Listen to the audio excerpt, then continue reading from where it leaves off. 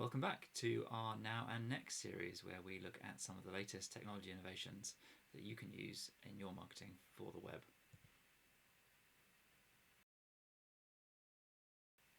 As we've discussed before, the trends are very much towards layered content that allow users to explore according to their interests and for as long as they like, and interactive content which holds their attention for that much longer than traditional passive media.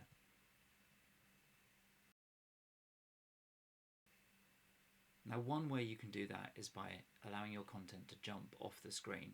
We've talked in previous bites about how the screen can be thought of as a portal into some content on the other side. But what if it was a canvas onto which the content can play?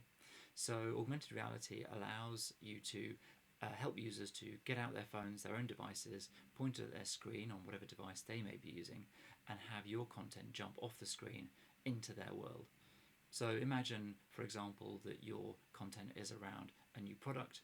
Rather than viewing it as an object on screen in front of them, they could view it, spin it, play with it as an object on the desk in front of them, almost like they were holding it in their hand. And wouldn't that be just a step more engaging and interactive?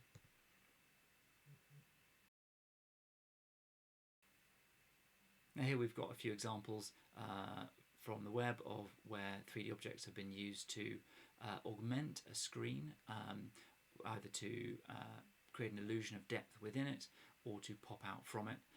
So this is a really nice way to show even static objects and really bring them to life and bring them into the user's world.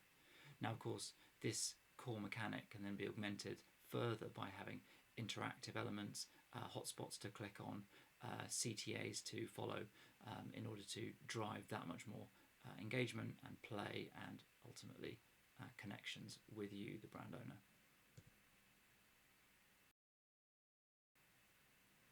So once again, that's our mission, to inspire the world's most exciting brands to do things virtually. Augmented reality on the web is just another way of doing that. So if you want to know more, feel free to reach out.